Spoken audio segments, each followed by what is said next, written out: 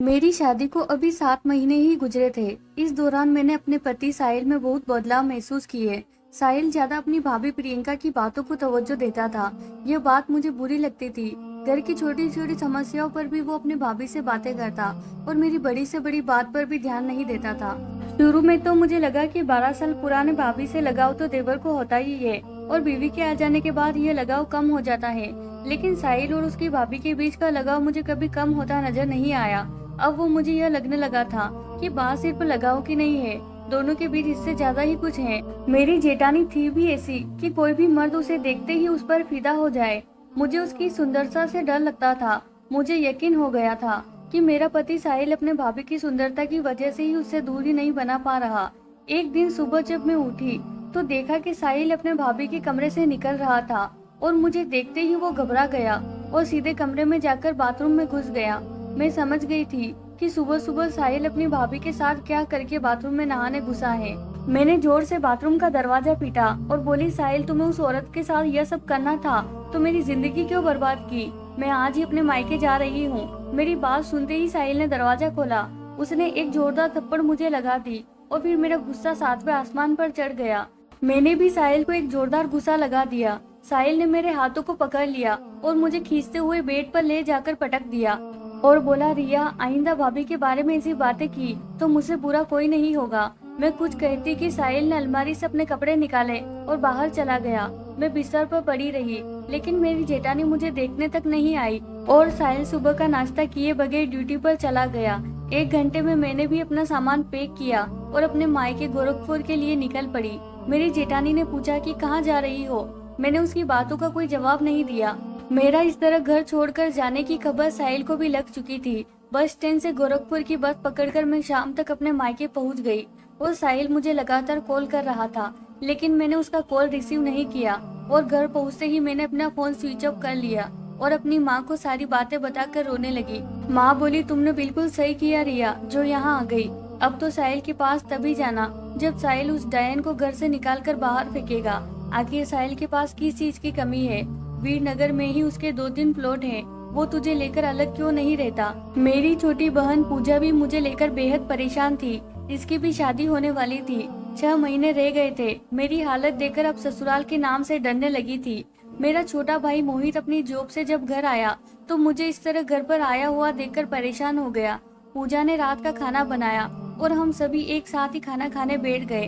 खाने के बाद मैंने अपना फोन ऑन ही किया था कि साहिल का फिर से कॉल आना शुरू हो गया।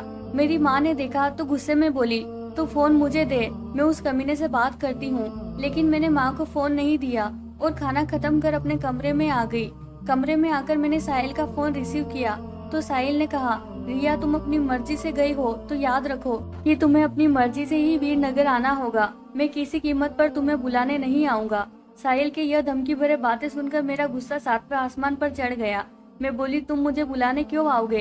तुम यही तो चाहते थे कि मैं वहाँ से चली जाऊँ। अब जी भर के उस औरत के साथ कुछ भी करो, तुम बुलाने भी आओगे तो भी मैं उस घर में कदम नहीं रखूंगी। इस बात के 4 महीने गुजर चुके थे। मैं साहिल का इंतजार करती रही। अगर उसे उसकी गलती का एहसास हो जाता तो मैं दौड़ी हुई वीरनगर पहुंच जाती, लेकिन ऐसा कुछ नहीं हुआ। मैं लगातार उसके फोन का इंतजार करती रही, लेकिन 4 महीने में एक बार भी उसने मुझे कॉल तक नहीं किया। अब मुझे लगने लगा था कि साहिल मुझे छोड़ चुका है, उसे मेरी जरूरत ही नहीं है। जब इतने खूबसूरत औरत उसके पास मौजूद हो तो फिर मुझ जैसी साधारण लड़की की उसे क्या जरूरत है? मैं साहिल को लेकर बेहद निराश हो चुकी थी और मुझे इस हाल में देखकर मेरे घर वालों को भी दुख होता। जैसे जैसे मेरी छोटी बहन की शादी नजदीक आ रही थी, घर में काम बढ़ता जा रहा था। इसकी शादी को अब सिर्फ 1 महीने बाकी रह गए थे और मेरे पापा भी 1 महीने की छुट्टी लेकर आ गए थे। उन्होंने मुझसे कहा कि मैं पूजा की शादी के बाद मेरे ससुराल जाकर साहिल से फाइनल बात करके आएंगे।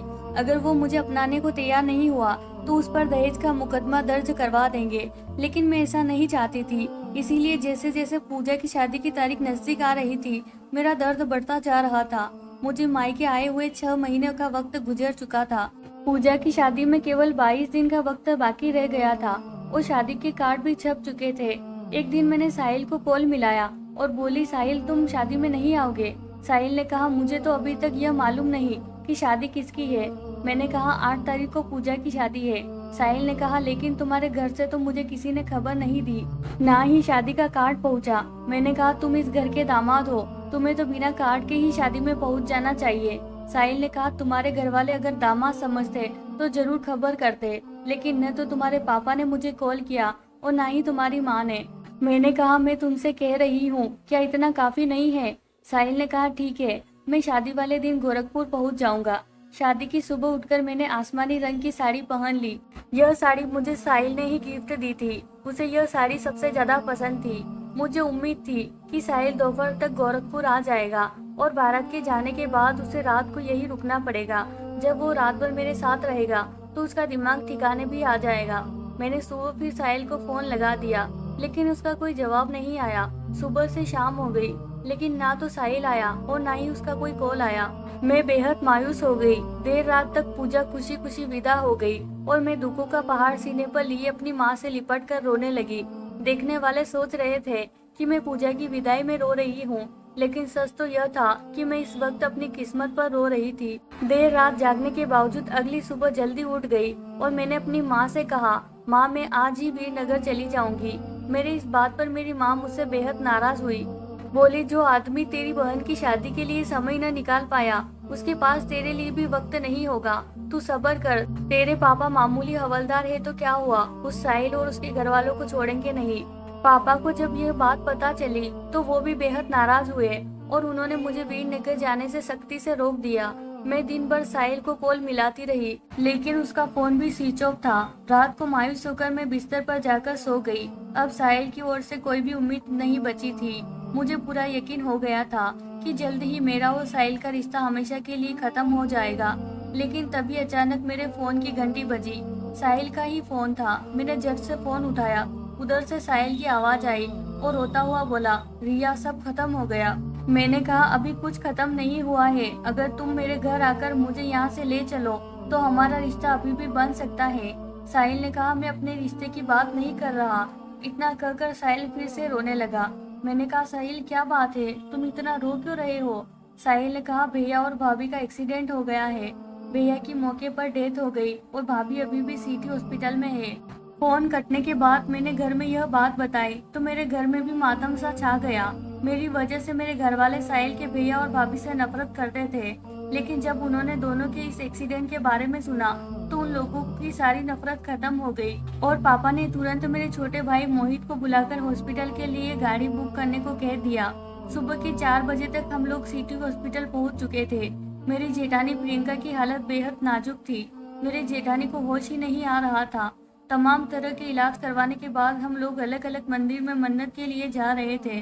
3 दिन पहले ही दोनों पति पत्नी काशीपुर घूमने के लिए गए थे और वापसी में उनकी कार का भयंकर एक्सीडेंट हो गया। मेरे जेठ तो मौके पर ही खत्म हो गए और कल उनका पोस्टमार्टम होकर अंतिम संस्कार भी हो गया। लेकिन जेठानी अभी भी कोमा में थी। कुछ दिनों तक मेरी जेठानी का इलाज चलता रहा। मेरे घर वाले गोरखपुर जा चुके थे। अब हॉस्पिटल में मेरी जेठानी केवल मेरे भरोसे ही थी। साहिल सुबह ड्यूटी चले जाते और रात को ड्यूटी से लौटकर हॉस्पिटल से होते हुए घर जाते। मैं हॉस्पिटल में रहकर दिन रात अपनी जेठानी की सेवा में लगी रहती। यह देखकर साहिल का बर्ताव भी बदल गया। साहिल फिर से मुझसे बेहद प्यार करने लगा था। मुझे हॉस्पिटल में रहे 2 महीने बीत चुके थे। अब तो हॉस्पिटल ही मेरा घर बन चुका था। इस बीच में जेठानी की सेहत में इतना सुधार जरूर हुआ था कि वह होश में आ चुकी थी। उन्हें उनके पति के मरने का पता भी चल चुका था, लेकिन किसी से कुछ बोल पाने की स्थिति में नहीं थी। कुछ दिनों बाद डॉक्टर्स ने उन्हें छुट्टी दे दी और मेरी जेठानी घर आ गई। मेरे ससुराल में सास ससुर दोनों ही नहीं थे। मैं जब शादी करके आई थी तब घर में मेरे अलावा कुल 3 ही लोग थे, साहिल और साहिल के भैया भाभी। मेरी जेठानी प्रियंका ही इस घर की मालकिन थी। सब कुछ उनकी ही देख रेख में होता था।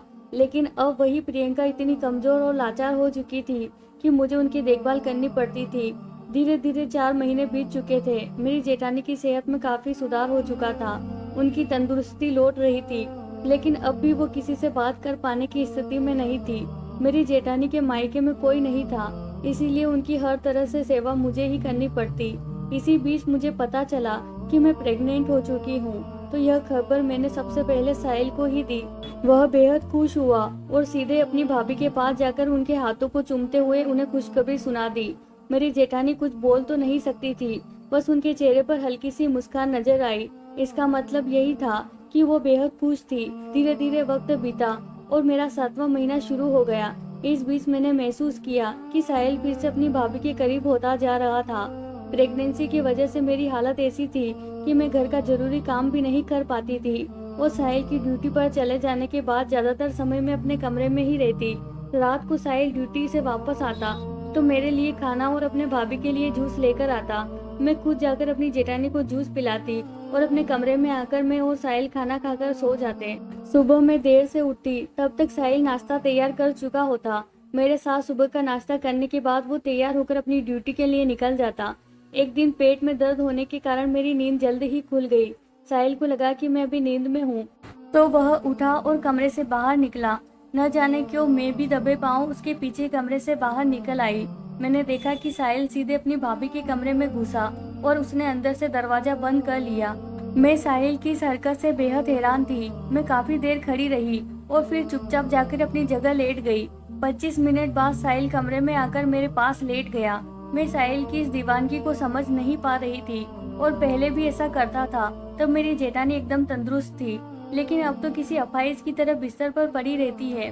फिर साहिल कमरा बंद कर उसके साथ क्या करता है? कहीं ऐसा तो नहीं कि प्रियंका पूरी तरह ठीक हो गई हो और बीमार होने का नाटक कर रही हो, कि मेरी नजरों में दोनों की हकीकत छुपी रहे।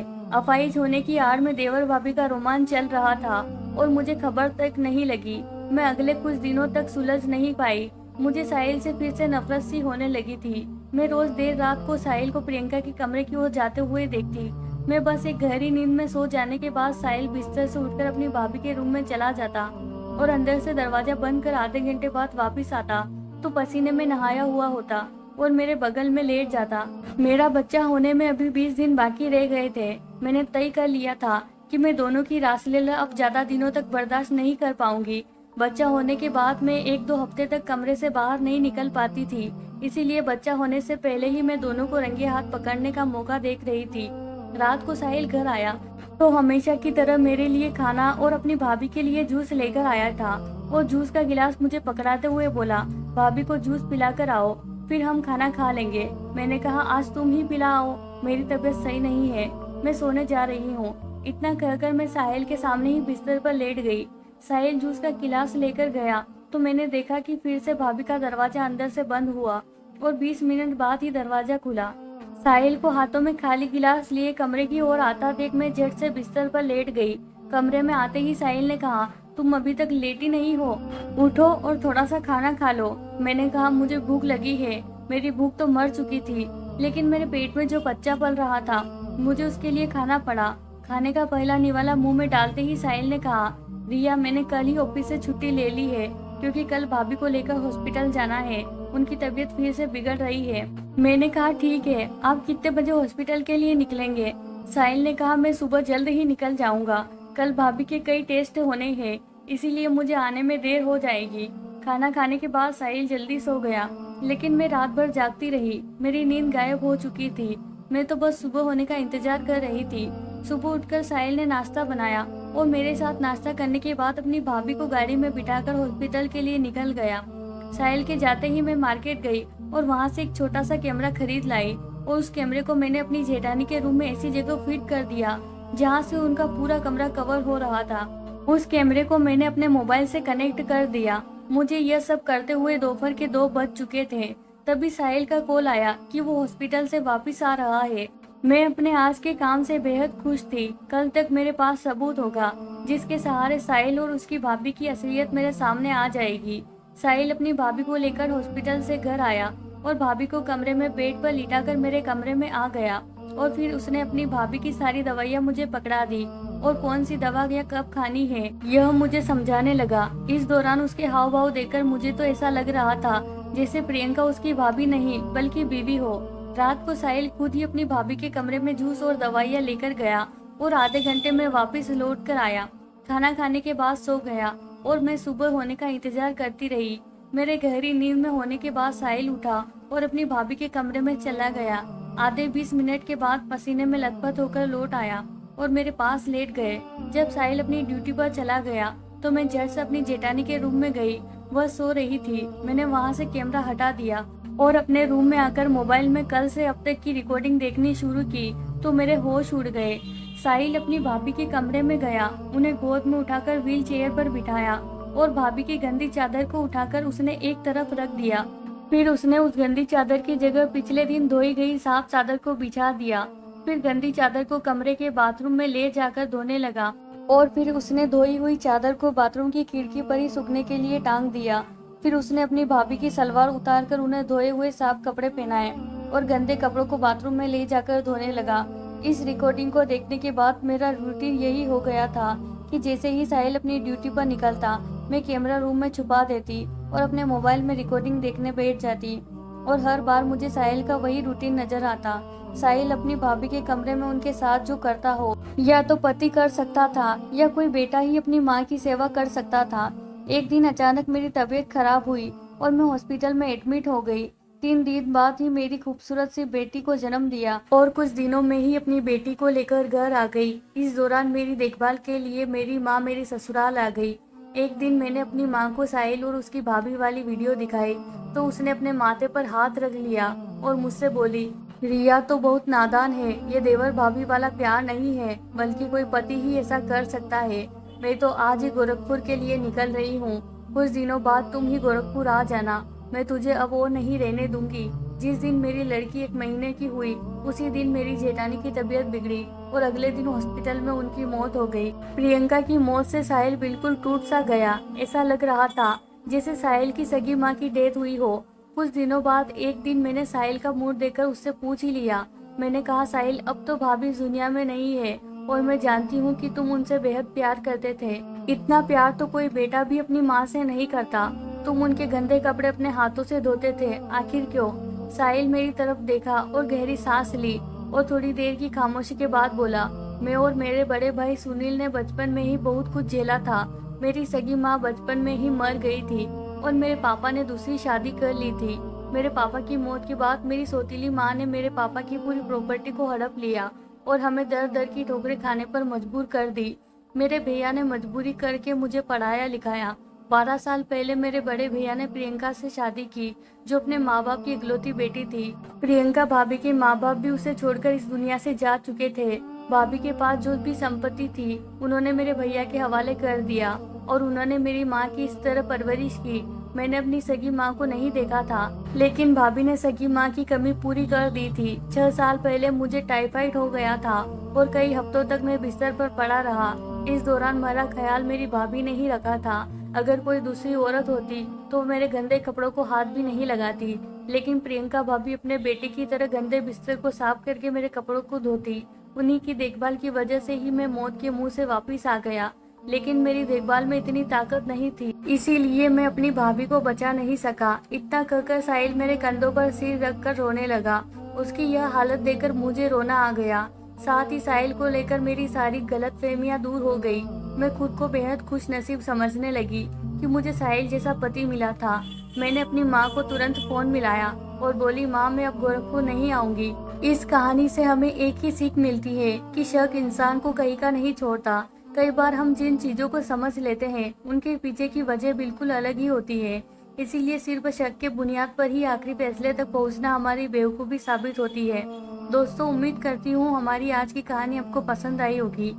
प्यारे दोस्तों, वीडियो पसंद आए तो वीडियो को जरूर लाइक कीजिए और चैनल को सब्सक्राइब करना बिल्कुल ना भूलें। धन्यवाद दोस्तों।